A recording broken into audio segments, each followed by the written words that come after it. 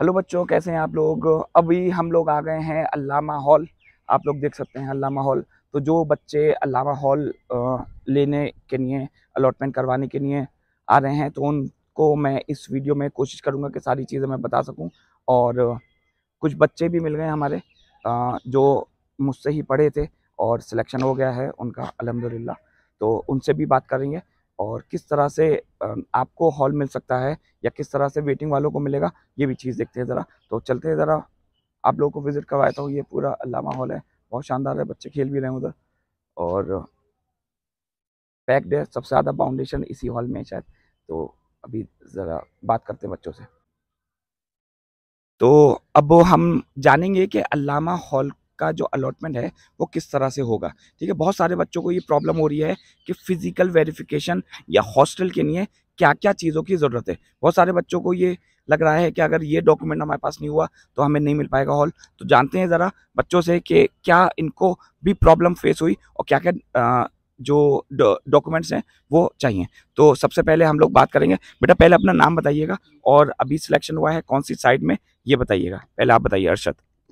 Sir sir मेरा नाम अरशद अली है और मेरा सिलेक्शन 11th बायो में हुआ है।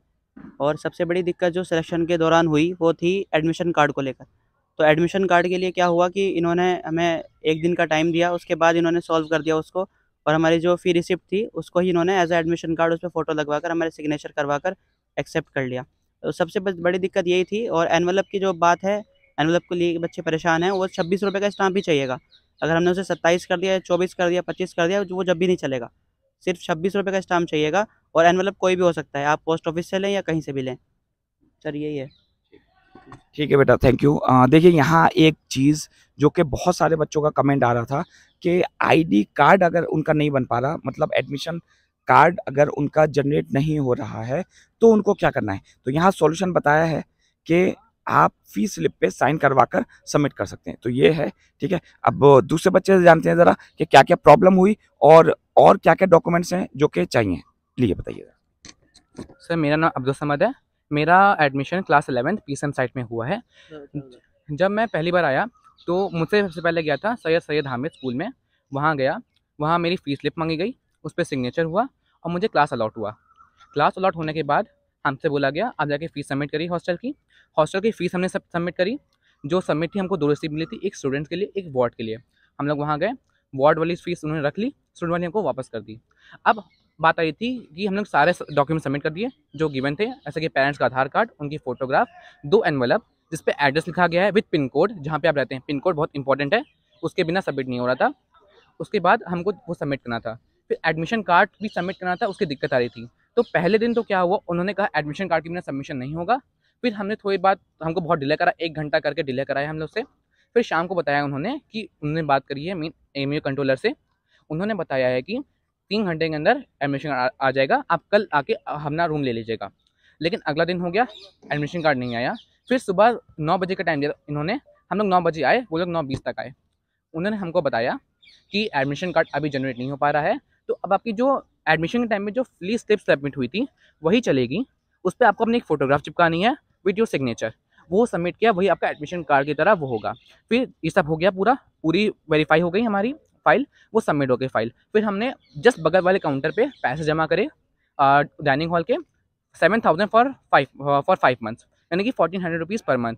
हमको स्लिप मिली, हमको बोला गया शाम को 4 बजे आना अल्लामा इकबाल में और हॉस्टल ले लेना। हम लोग शाम को 4 बजे आए, उनके पास ऑलरेडी कार्ड थे, एक येलो कार्ड मिला था, उसके अंदर वो थे। सबके नेम पुकार रहे थे, नेम पुकारे, उनको पुकारे और उनको हॉस्टल का रूम पता चल गया। वो गए, अपने रूम उन्होंने अलोकेट कर लिया और फिर जाके उन्होंने डाइनिंग हॉल में सबमिट कर दी, उन्होंने स्लिप सबमिट कर दी और उनका वहाँ पे नाम रजिस्टर हो गया खाने के लिए। ये हुआ था पूरा प्रोसेस। बहुत बहुत शुक्रिया बेटा, बहुत अच्छा बोला है इसने, कंटिन्यू और एक एक चीज़ मुझे लगता है एक्सप्लेन कर दिया। अच्छा, एक सवाल जो कि काफ़ी बच्चों का कमेंट में आ रहा था कि कितनी रैंक पे उनको हॉस्टल मिलेगा, और अगर कोई वेटिंग से है, अगर कोई वेटिंग से आ रहा है, तो क्या आपको लग रहा है कि हॉस्टल में अभी अवेलेबिलिटी है? तो वेटिंग के लिए सर कोई वेटिंग के लिए अभी कोई चांस नहीं लग रहा है। 230 रैंक तक इन्होंने एक्सटर्नल साइंस में बुलाया है और वेटिंग के लिए अभी कोई चांसेस नहीं है। ये इतना सिर्फ ये 250-60 तक जा सकता है, 70 तक चला जाएगा, 300 तक आप मान लीजिए। लेकिन वेटिंग वालों के लिए हॉस्टल का सर कोई चांसेस नहीं है अभी।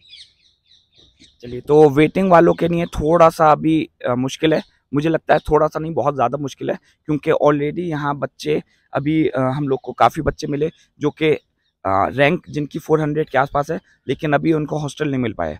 तो अब वो हम लोग देखते हैं, अगली वीडियो में आप लोगों के लिए लेकर आऊँगा कि जिसको प्रॉब्लम हो रही है कंट्रोलर ऑफिस से रिलेटेड, क्योंकि आज संडे है, कंट्रोलर ऑफिस बंद था, इस वजह से आज हम वहाँ नहीं जा पाए। काफ़ी बच्चों का ये नीड था कि हम लोग कंट्रोलर ऑफिस जाएं। कल मैं 11 बजे के आसपास कंट्रोलर ऑफिस रहूँगा। अगर आपकी कोई भी जेन्युइन प्रॉब्लम तो मैं कोशिश करूँगा कि ज़रूर उसको सॉल्व करें। ठीक है, थैंक यू बच्चों, बहुत अच्छा लगा आप लोगों से मिलकर।